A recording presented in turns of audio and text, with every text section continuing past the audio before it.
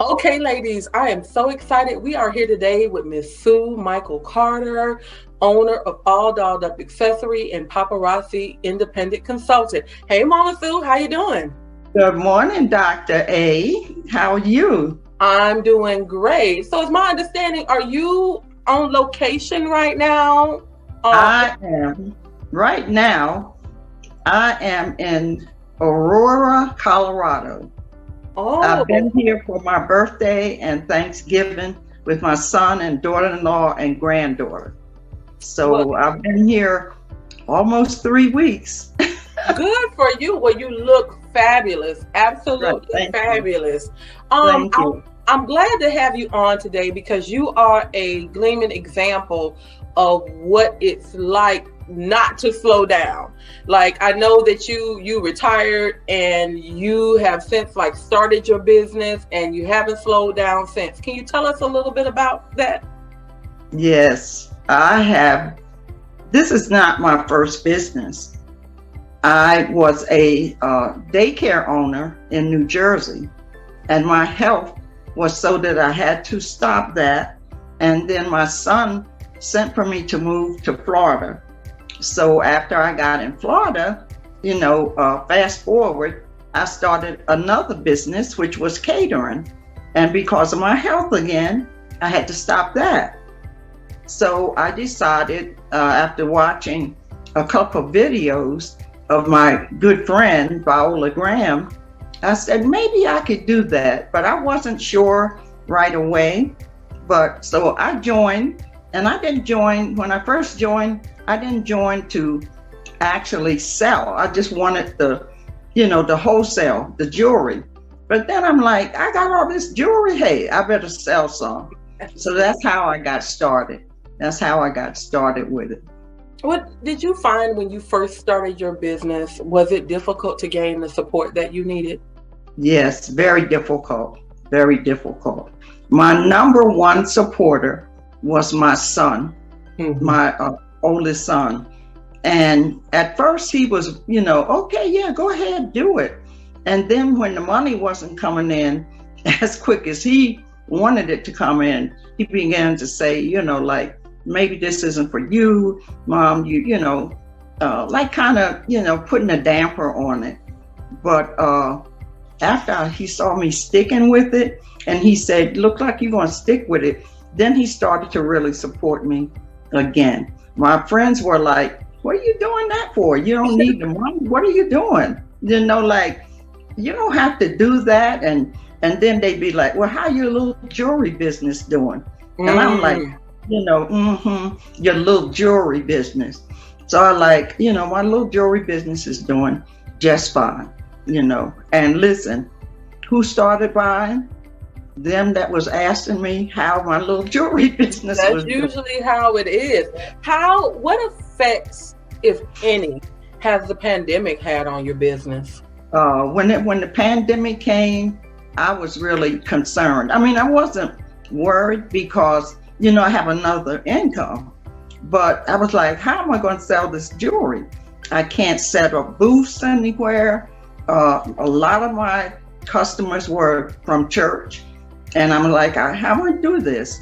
So I sat there and I thought about it, and we do Facebook Live. So I said, well, I'm just going to have to do more Facebook Live. A lot of my friends from church started buying then. So I'm like, how am I going to get rid of this jewelry? So I came up with a plan to go Facebook Live. And I decided to, instead of doing like I was doing 1 or 2 days, not being consistent with it. That's the thing about this business and any business. You have to be consistent. That's You right. have to keep yourself before the people. Keep your face out there. And in my business, keep the jewelry in front of them. So I decided to do more lives on Facebook. And that's how I got started. My business started growing because people were sitting home. They weren't going anywhere. So they would come on, doing online shopping. And I have gained a lot of new customers. I kept my old customers, gained new customers. So it really didn't affect me the way it might have affected someone else.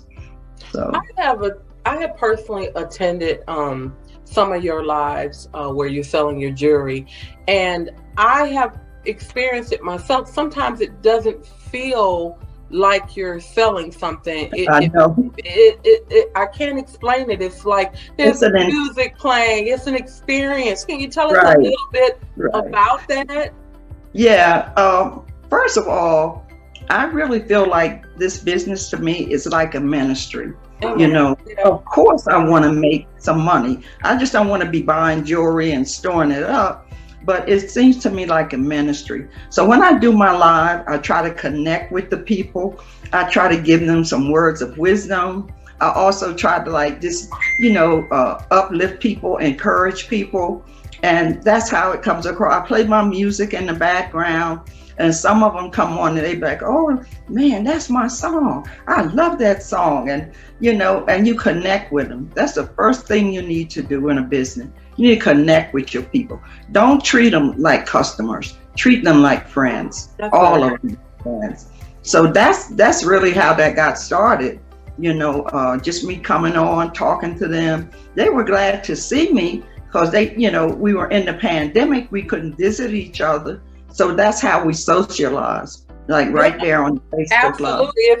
It feels that way when you definitely come on. It's a very fun, festive environment where the women are interacting and you're interacting with them while you're selling the jewelry. I personally love it. So I would recommend to anybody watching this, if you get an opportunity to go out and check out one of Mama Sue's lives, make sure that you do that. Another question I wanted to hit on a key point that you made earlier about being consistent. I know that a lot of people, we've seen it where people jump in and out of stuff. You got people that make things look easy. What advice would you give to someone that is considering trying to do what you're doing?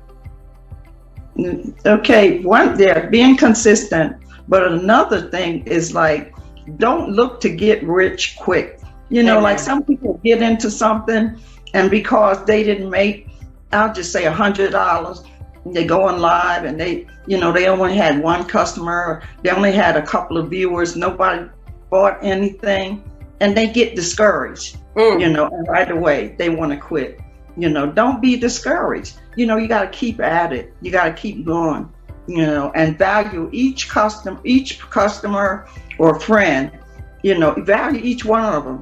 I always say on my live, even if you don't buy anything, I'm just glad to have you here to support me, and I think that's the main thing. Treat people as a friend, whether you sell them a piece of jewelry or not. Just let them know, I'm glad you're here. I'm glad you're supporting me. Sometimes I crack jokes with my friends, and of course, another thing that I do, if I might mention it, I give away free jewelry. Have a little contest. I do the wheel drawing. Sometimes I do trivia. I ask questions about myself and they answer, so that's another thing. You gotta learn to give back. That's another. Now, you just celebrated your 76th birthday. Is that correct? Ma'am.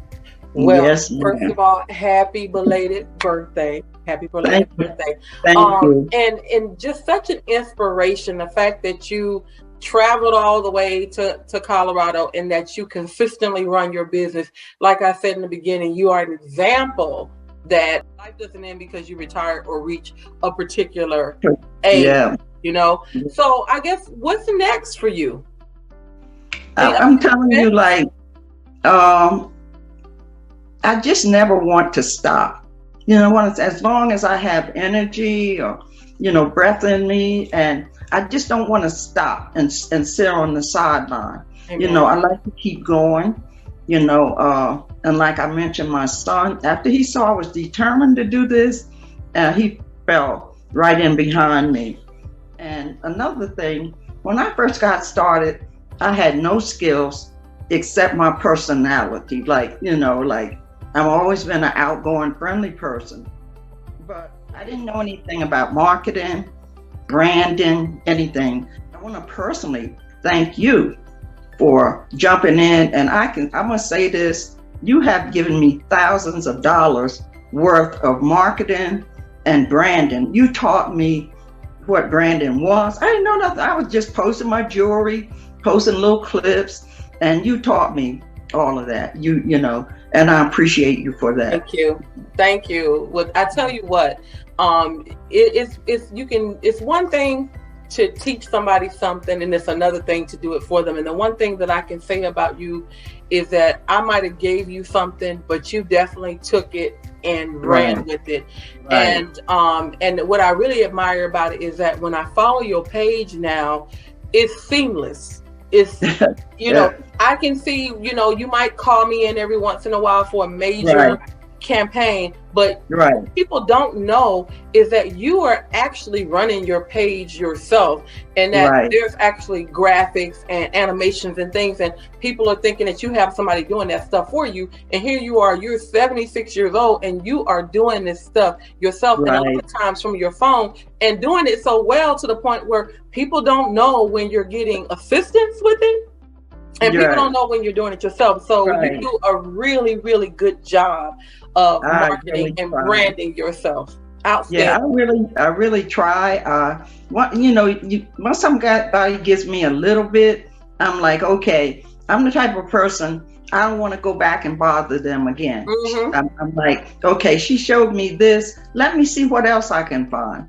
So I look at different apps and different things on my phone, and, you know, and it just comes to me. I work my business almost 24 hours a day. You look on my page any day, there's jewelry. You can tell I'm the jewelry lady. You don't have to wonder. That's one of the things. I think you make a very valid point, and whether it's paparazzi or it doesn't matter what your ministry or what your business is, you make a very valid point. People should be able to look at your business page and tell what it is that you do. And you do that very well. It is very clear that you are the jewelry lady. Very clear. You engage with your customers. You know, like you said, you treat them like they're friends and whatnot. And I think that a lot of people make the mistake of, you know, I speak to my students all the time, where they're talking about their pets and their family and their, you know, and there's all this stuff. And then every now and then something about what it is that they're selling, and it kind of gets lost in the fray. And it should be very clear when you're running a business or a ministry what it is that you do. And Mama Sue, you're the best at that. And I think that there's a lot. I hope that people watching this video know that life doesn't end at a certain age. Here, you know, you're out here traveling, going to see your family. You're online every week, consistently working hard and running your business. And one of the things I know about you personally is that you work that thing every day. Every day. Work always. I love it. Always ordering new stuff, promoting new stuff, coming up with different things. And if I might even say so, that I noticed that you're actually a trendsetter in the industry. You know, that, you know, if you do something shortly after, a lot of people follow. So you definitely want to in that respect. And they asked me, you know, well, one thing is, you know, my trademark, my hats. Yes. You know, and actually, I got a box of hats. My son is sending me back with. Good. So you have some new hats.